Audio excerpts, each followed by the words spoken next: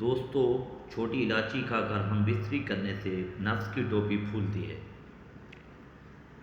اگر بتی جلا کر ہم بستری کرنے سے مرد کی ٹائمنگ بڑھتی ہے۔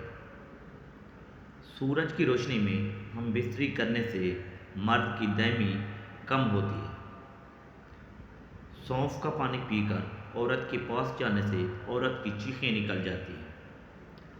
گڑ کھا کر ہم بستری کرنے سے نفس کی سختی پتھر سے بھی زیادہ ہو جاتی ہے۔ عورت کو جلدی گرم کرنا ہے تو اس کے کانوں کو اپنے منہ میں ڈالا کرو۔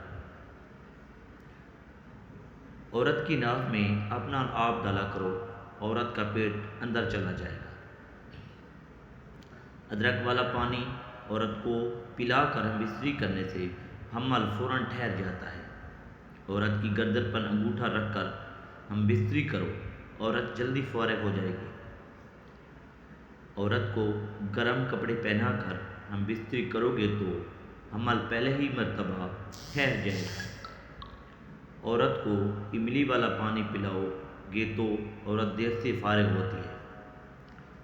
عورت کا صحیح لطف لینا ہے تو عورت کو گرم گجریلا کھلا کر ہم بستری کیا کرو۔ عورت کو گرم کھیر کھلا کر ہم بستری کرو، لطف سے پہلے بھی زیادہ آئے گا۔ ہم بستری سے پہلے سرسوں کا تیل کا پورے پر لگایا کرو، طاقت بڑھے گی۔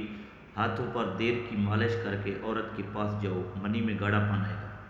ہم بستری کے فوراً بعد عورت دائیں جانب سوئے تو بیٹا ہوتا ہے، جمع کے فوراً بعد عورت بائیں جانب سوئے تو بیٹی ہوتی ہے۔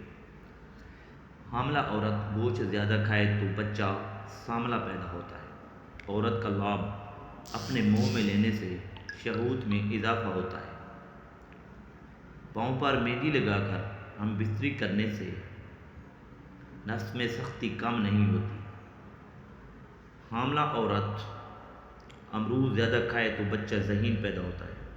کاجل لگا کر ہم بستری کرنے سے آنکھوں کی بینائی کبھی کمزور نہیں ہوتی۔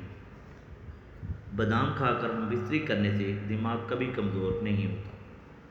توری کی سبزی کا چھلکا نفس پر مسلنے سے نفس ٹائٹ ہو جاتا ہے۔ دوستو، شلجم کھانے سے منی کا پریشر بڑھتا ہے۔ الائچی کے پھل کا شربت پی کر عورت کے پاس جانے سے عورت 4 مرتبہ فارغ ہو جائے گی لیکن تمہاری منی نہیں نکلے گی۔ توری کی سبزی کھا کر ہم بستری کرنے سے ٹائمنگ بڑھتی ہے۔ بند گھوٹی کھانے سے منی میں اضافہ ہوتا ہے۔